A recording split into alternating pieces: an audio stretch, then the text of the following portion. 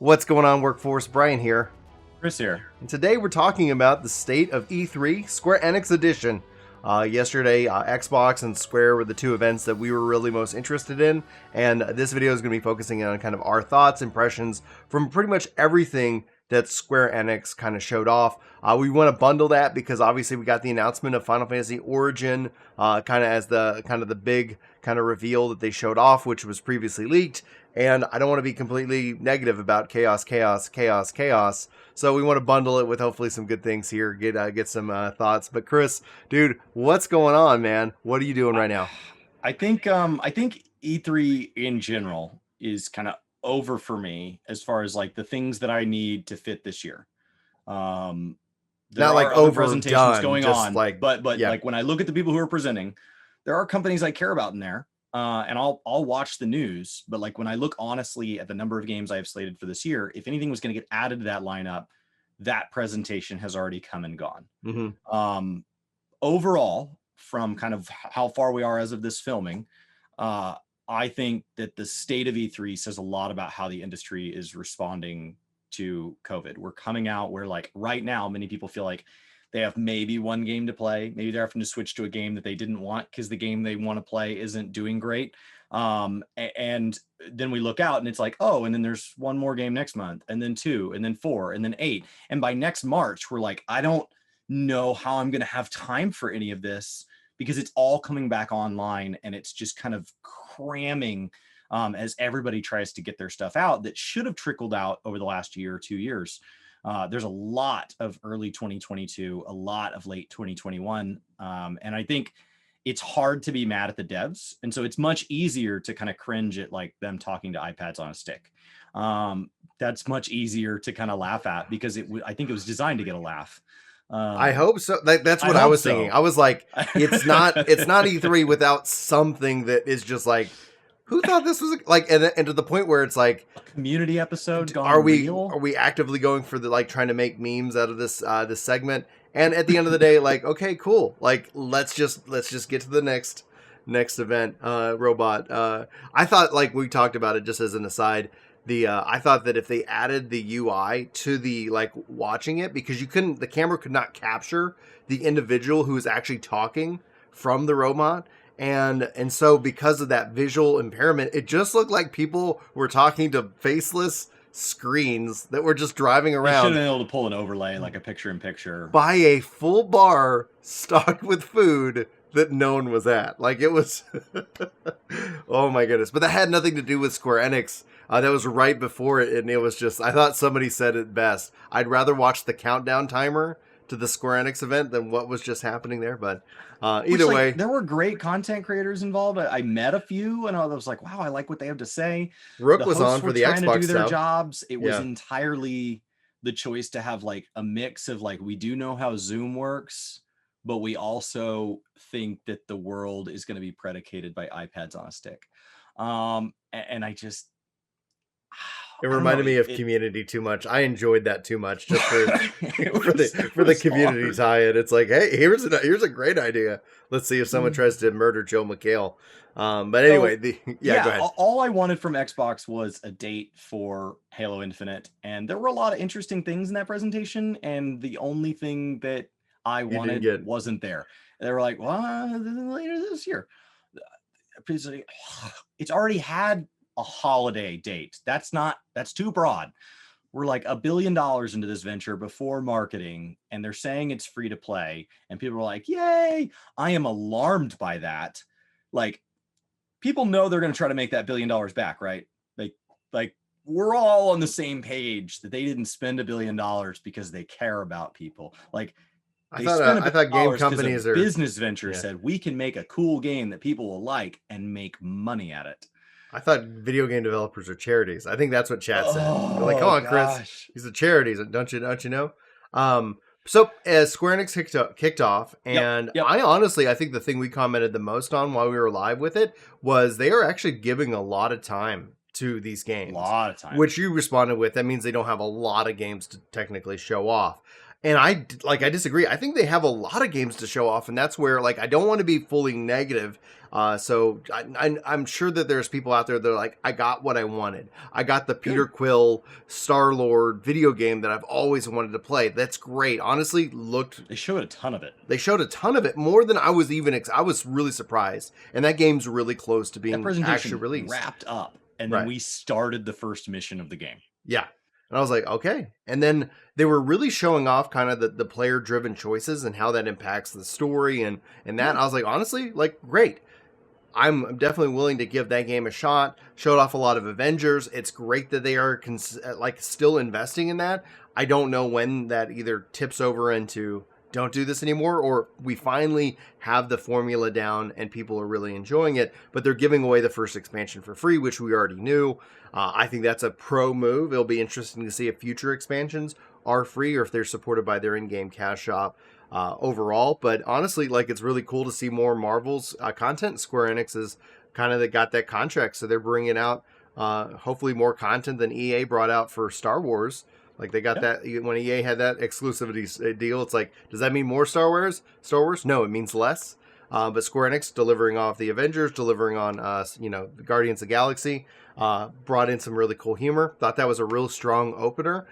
Going from there, the biggest thing that stood out to me overall, like, because we'll talk about Final Fantasy Origins here in a second, Chaos. We're going to try to kill Chaos here. But it was Babylon's Fall. You know Babylon's that Fall. Mario's a plumber that like eats mushrooms to save a princess from a lizard. Like, I don't know that Chaos is the concern of whether or not a game can be good. I have Mario's my like a beloved franchise. It's a and Final don't Fantasy. think long and hard about it. I am. It's a Final Fantasy game. I'm absolutely going to play it. However, I was like, we'll get into my complaints about the Final Fantasy Origin reveal, but also the things that I'm looking forward to. Like, so they're like, it's not all negative, it's not all positive. It's just kind of like, meh. It's a mixed bag. But Babylon's Fall, I think, was the strongest and most exciting thing that both they showed off. It's a games as a service, dungeon crawling multiplayer, platinum developed game. Combat looks solid, and they have an open beta, PS4, PS5, and PC. The next best thing they can come out and say is cross save, cross progression, and I think they're going to have almost a, at least in my mind, like it's checking all the boxes that makes it something exciting, just not to see, but to play, especially because then they're kind of tapping into the Niers and the history of Square Enix and Platinum Games together. And I was like, great, like, you bring that combat into a multiplayer kind of setting. I already signed up for the beta. Like, that was like literally while the presentation was going on, I was like, they showed a link to how to register. What was that link again? Because we were watching on Twitch and you can't rewind on Twitch. So I was like, okay, let's freaking go. The other thing that I think was exciting to see, but at the same time, a lot of people echoed my thoughts on Twitter, were that, yes, we're getting 1 through 6 as a pixel remaster for Final Fantasy, but we were kind of, I guess everybody was kind of hopeful that they would do the HD 2D Octopath Traveler remaster, at least of Final Fantasy VI. Anything stand out from you in that regards? I think just bringing back 1 through 6 and Secret of Mana, right? They brought all that back. I think bringing that Legend stuff of back, Mana in this case, Legend yeah. of Mana. I think bringing a lot of that stuff back is just a really clever use of your backlog. It's really frustrating as we look back to some of our favorite franchises that you have to like go on eBay and buy a vintage console, or you have to run like an emulator. And it's like, I don't want to steal the game. I want to pay the developers that made this game to play it, but I want to play it where I'm playing now. And that can feel kind of like parts of the history are locked away. Mm-hmm. So I think bringing that stuff back is really cool. I know, like Blizzard just did it with their Blizzard Arcade, and I have told you, like, why is Zelda not doing this? Why is Final Fantasy not doing this? Like, when we look across all of the brands that have really strong histories, I don't know why anybody, the Halo Master Chief Collection was relatively well received. I think that bringing back games, when I look at like my old library, there's a lot of good stuff in there that would be a really fun way to kind of go back and say, hey, this game is delayed by a year. Suddenly I have this year. And the silver lining to that, the silver lining to having 6 months or a year that we didn't plan on, is when you see vintage games, you're like, I'd love to get to those, but I'm too busy consuming what's coming out. And right now it's like, no, you're not. Like, you got time. And so it's a great chance to go back and play some of that kind of pile of shame. And so if you're a big God of War fan, how do you get back to previous God of Wars? If you're a big Assassin's Creed fan, how do you get back to Assassin's Creed? And that becomes really true of really old franchises, things like Final Fantasy, where it's a question of like, did it even come to the States? Does it even run on a platform that you can still get a hold of? Like, these are questions where, with a little bit of work, the answer is still yes, but it's not as effortless as them just saying, here it is, give us money and we will hand it to you. Yeah, I really think like it. I think that, like, from a platform announcement, I think that I my memory's a little hazy. It's like either just mobile right now or mobile and Steam, which is great. Like, but then hopefully we'll see that. Yeah, you got phones, right? Hopefully we'll see that continue to trickle out. One of the things about the old ones, like, they didn't do a pixel perfect remake. It was like they had this, mobile asset video style, and so you could go play 6 today. It just doesn't look and feel like you really remembered or really wanted to, and that's where I still have hope that one day we'll see them do the HD 2D remasters for the classics themselves. What did you think of Babylon's Fall? Like, did anything about that game stand out to you? Is that something that you would put on your watch list? I'm willing to follow it. I think that what they showed us is 10% more than the Outer Worlds trailer. So, like, for those of you that didn't see the Outer Worlds trailer, if there was one Super Bowl style commercial, if there was one thing worth going and watching someone advertise a product, go watch the Outer Worlds trailer. It was 10% beyond that. Like, it mostly left me with questions that I don't think they're ready to answer. So I don't really feel like I want to spend a bunch of time thinking about them, because, like, it's not like we're going to get an answer. It's really far out. So, I mean, I'd put it on my radar. I appreciate the announcement. But it's not like, oh my gosh, like, I can't believe I need to set aside time in September. No, don't worry about it. And, as I've told you in the past, it's why I avoid things like betas and alphas to new IP. And that may be something that I change over time now that I have more time to consume games. But as of now, like, consuming a game that early really runs the danger of getting you to where your imagination and discussions like this, where there's not a dev in the room, lets us start to just create, I heard this, and then you say, yeah, that would be cool. And then I say, oh yeah, they're definitely doing that. And somewhere in, like, you and I talking, we've bounced it around until we know what this game is. They said nothing. And so we've seen communities do this before, where you build up this total concept about what this thing is. And that's a really dangerous thing. And it puts devs in a really hard spot. So I'm glad they're working on something. Looked beautiful. More is better. Welcome to the space. Qualified team to do it. I'll check in next E3. I don't want to be more hyped than that. Yeah, for me, as opposed to things like another 7R chapter. It's like, okay, that's right around the corner. Let's talk about what that means for the chapters. What I liked about what I saw here, it has me, like, just it checked all my boxes. So it's definitely a game that before, when people like, oh, Babylon's Fall, is like, yeah, like, I remember hearing about that, and then it's been so far out of my memory, and to be able to show off combat, the fact that they are having it as this evolving game means, like, okay, great. I want it to be successful. We'll always hear the anti-games as service games people come out and be like, oh no, it's like, listen, you got those other games that you can go play and enjoy as well. This is going to be something hopefully a little bit different, and I can't wait to see how it plays out. I'm way more excited about Babylon's Fall now today than I was Saturday or Friday or etc., because it's like, okay, cool, like, if they're going to show us something, I don't know what this is, I know more about it,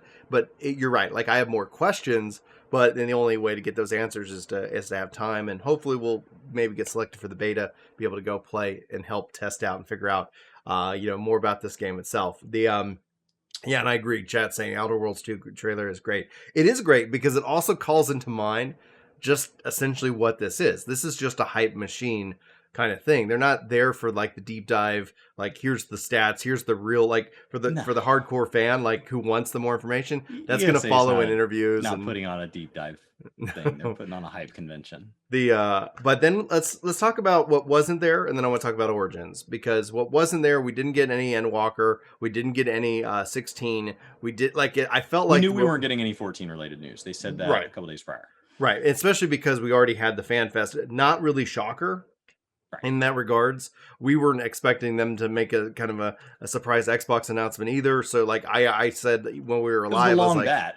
Like it is yeah, the best venue, but it's too close to FanFest. And so yeah. like I was hopeful for it, but like not tying a single ounce of actual expectation to it. Well, and what Square Enix has also pivoted to is that they, with their presentation, it's rock solid. Like one of the things is it moves along at a great pace. It delivers the information, and then boom, you're into the next thing, which essentially Nintendo Direct's established, and I think is becoming, especially when you have Nintendo different Direct plus language. Matt Mercer. Yeah, it's like, all right, Matt, let's go. So I really actually appreciated the presentation, but I was really disappointed that we didn't get any 16 information. I thought this would be a really good time to at least reintroduce it, expand on it a little bit more, and maybe that's going to be coming with like Tokyo Game Show later this year. There's plenty of other events that when it comes down to it, you don't want to like overstack everything, right? Because you have 16 has the potential to drown out Origins, right? So like if that's what they want to highlight, they want to highlight Origins as a new announcement. At 16 easily could take away that hype and suck that air right out of the room, especially depending on when they're trying to target these release dates. But I still want it. Like I still want 16 information. It was referenced at the end when they like rapid fire named all the things that weren't present. It was in that list. Yeah. And I appreciate how diverse I think the presentation, like you and I aren't huge Life is Strange fans, Right. but it does really well. And so like, I will say their presentation was really diverse. It reminds the general public, which is what this event is for, Mm-hmm. the general public, how diverse Square Enix is. Like Very diverse. Like Square Enix is, it's really, really easy for those of us that play 14 too many hours a week to be like, yeah, Square Enix puts out Final Fantasy XIV and then some other games too. No, they are like a massive enterprise. And so events like this are a great reminder of just how broad they are. Mm-hmm. Absolutely. The and then in that same kind of vein, just on the Life is Strange, it's just not my style of game. There's like I'm not looking for a presentation from them to say, oh, Brian's going to play all these games. I'm just not. But they are good. They did show me games that I'm very interested in checking out. And depending on, like you said, schedule, like if we're like, hey, there's like this empty month, I don't have anything I really want to work on in terms of progression on the games I like to play. Maybe I'll check out the Guardians of the Galaxy, or maybe I'll check out this. So I thought they did a really good job overall bringing that. But then it came to the memeable Final Fantasy Origin. Like I feel like it's okay to embrace the meme, but sure. While watching it, it was just like, I bet he's about to say chaos again, and it's like, okay, what is this? I think the highlights, to sit here and focus on the positive. I love they brought in Garland. I love the Beautiful. the combat aesthetic. Like it just looked brutal in that regard. So trying to go for what, that Souls like aspect, and I don't know how well that's going to nail itself, because they have at least a 3-person party, which I thought was interesting, because if we were going back, I think so. I think that definitely it's going to be an M-rated game. I can't expect that it wouldn't be in this case. Go ahead. So Final Fantasy XVI was announced as the first M-rated game to the franchise. Mm-hmm. But if it's based on release date, which one do you think comes out first? What I saw from Origin, I don't know if it's as close as 16. I think maybe you do 16 first and then Origin comes out. But did they? I don't recall. We didn't get a release date for Origin, did we? Like there wasn't. Yeah, I was like, there wasn't enough in that terms. Like that was a hype. Square, who knows? They could both be 10-year cycles. Oh God, I hope not. That's the problem with that's been the problem that they've had over the last couple of years, the last decade. But outside of that, like 14, and I think 16 is fairly close. I think probably with anything else, we could see 16 in 2022, but we'll have to wait and see. Oh yeah, and then chat saying that there is actually Origins a demo 2022 already out. There's a demo already out for the game, and I've heard that it hasn't been working, but that could just easily be on individual's machine. So I'm not going to put too much credence into that. So hopefully we'll get some people who go hands on with it. They can let us know how it feels, because I think it's only the demo is PS5, and neither of us have been able to get a PS5. So it's like, okay, we'll just keep waiting on that one. But I won GPU Savage and Housing Savage. I'll just lay off of PS5 and appreciate that I didn't have to, spin to win to see if we could get a FanFest ticket. The core aspect of it, though, like outside of the just the memeableness of it, because I've seen a lot of people just like, oh yeah, I'm here to kill chaos. Like, okay. I felt like a lot of it was copy pasted from like previous games, like the character design, not 1-to-1, but enough that I was like, that's like Prompto. Like that, I feel that character right there feels like Prompto. Oh, this character feels like Gladio. Like, I just like, I'm like, okay, like it's different, but it just didn't. And I guess maybe that's Final Fantasy Origin, right? Like we're Well, I drawing don't like from the all word these origin. themes. Yeah. As I The haven't numbered ones are the in-house ones anyway, and so an to have a upside down origin. so to set your origin point in the hands of a team that's less, that's my understanding, right? Is that's the less in-house teams, and so It's Nomura, but Team Ninja's behind it. Like, and so there's, it's interesting to see. I'm curious to see how well the game is. Like, it's a Final Fantasy game. I'm going to play it because that's just the kind of person that I am. I like the you combat. haven't missed one yet. If it's rated M, I'm gonna have to like. That's gonna be a little bit of a challenge. Like same thing with 16, because that's not gonna be a game that I'm gonna play around my kids, which dramatically limits my playtime, right? Because it's like, okay, kids are like finally asleep, like dad needs a vacation so he can play this one video game. Like that's just not how like life works out right now. But yeah, I mean, I'm kind of curious. And Chet's saying like Dissidia and Noah are the kind of the connection there. So they've worked with these devs heavily before. So that doesn't surprise me. I think this will be a good opportunity to see if they can take Final Fantasy in somewhat of a different direction and kind of build out a kind of a different franchise. But it is what it is. Like I didn't come away like ready to hand anybody my credit card for a pre-order. And maybe that's just because Game Pass has ruined me. But the one thing that did stand out from that announcement is that rumors were that it was PlayStation exclusive, like for Spoken, and like 16 for a little bit. Like we don't know the timeframes on that, but this is actually already announced for Xbox as well. So it's that when it comes down to it, like we keep seeing Square and Sony get closer and closer and closer, and even Babylon's Fall isn't announced for Xbox, but it like they do have a like kind of a handful of games coming to different places. They're full third party though. Remember, yeah. Outriders came day one to Game Pass, right?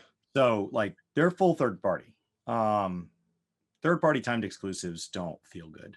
No, unless it's something like unless it's something where you're talking about like we weren't willing to bet on this and Microsoft was or Sony was. Mm-hmm. Like let's say like, oh, I want a remaster of 1 through 6. Square, we've heard yoshi-p talk about this. Like, yeah, we want it too. I think there are gamers that want it. The question is, are there enough gamers to justify the business? And Microsoft or Sony comes out and says, we think there are. Like, when that's presented, I feel very differently about the word exclusive, but they'd have to be really transparent to say that. Like, to be real honest, we would love to do a remaster. We just didn't know where the resources for this were going to come from, and Sony made it happen. And so we, of course, are excited to announce that Sony gets it for the first year. Like, that doesn't bother me at all, but that's not how exclusives are ever presented. They're like, yeah, have you met my friend Sony? We're going to be friends for a year. And then that's it. And I'm just supposed to be like, oh, okay, then I guess that's great. Like, it doesn't feel good. Yeah. So third-party exclusives are something that it very, very, very rarely makes a whole lot of sense to me. And if anything, it makes me kind of want to wait out. Like, can I wait out the year? Like, can I just stick it? Even if I'm going to buy it on the same platform, can I wait out the year just to stick it, just so that they know that I know that I didn't need to give them that money for a year? Yeah.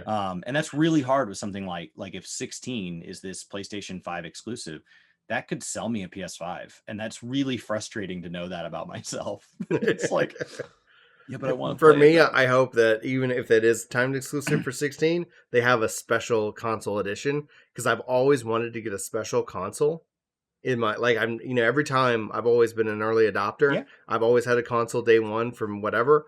And then, so my thought would be like, man, like, because they come out with special consoles. They did one for Xbox for Gears of War. They've done stuff for Final Fantasy. And I'm like, man, I've always wanted one, but I could never justify it. It was never like, okay, yeah, let me just get that, or let me trade this in. Like, no, I'm taking it's just a special console. It's not doing anything different. But in this case, 16, they come out with a special edition PS5 bundle etc. Like, call me. Yeah, I'm in. Like, that's something that it personally excites me. That could be something really interesting that I'd be definitely willing to fork across the money because I don't have a PS5. I've had one in my cart numerous times. It's like, all right.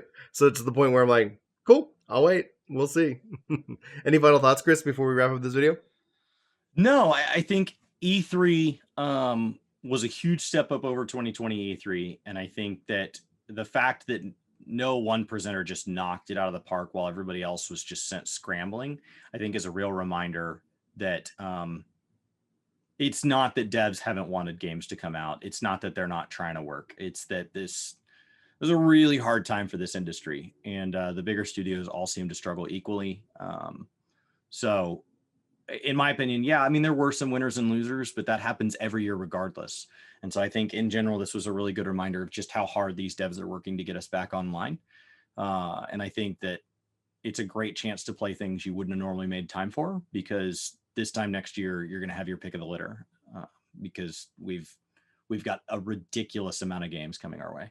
Yeah, I think overall, like, I'm looking forward to seeing what Nintendo does. I think that's going to be on Tuesday. Yeah. So outside of them, like the big things I was looking for, because Sony doesn't have a conference right now. Did any game sell you that you didn't know existed? Is there any game that you're like, I'm buying that? Well, on the Xbox side, no, because it's like pretty much 90% of all that showed off was in Game Pass. So, Okay. like, technically, I already have it. Was Babylon's Party Fall. Animals in Game Pass? I think so. Okay. Party Animals was probably a highlight for me. Like, I was laughing more than anything else. So watching that, very curious to see if that ends up delivering on at least what they showed off. So yeah, like at the end of the day, like Final Fantasy Origin, I'm sold because I really am curious to see how that game plays and goes, and I'm kind of jealous I don't have a PS5, so I can't play the demo. So it's like bummer. But yeah, nothing yet. Like okay, I'm just gonna wait. I think that's fair. Yeah. So anything for you? No. Guys, let us know in chat. Did anything sell you on any platform or any game that you didn't know was coming out already? Sound off and let us know what you think. So thanks, guys, for tuning in. We love you faces. Be sure to hit that like, favorite, subscribe, share, and clip button whenever you get the opportunity. And for Work to Game, my name is Brian. My name's Chris. Thanks for watching. Hopefully you have a fantastic day, and we hope to see you next time. But until then, I still don't know what Starfield is.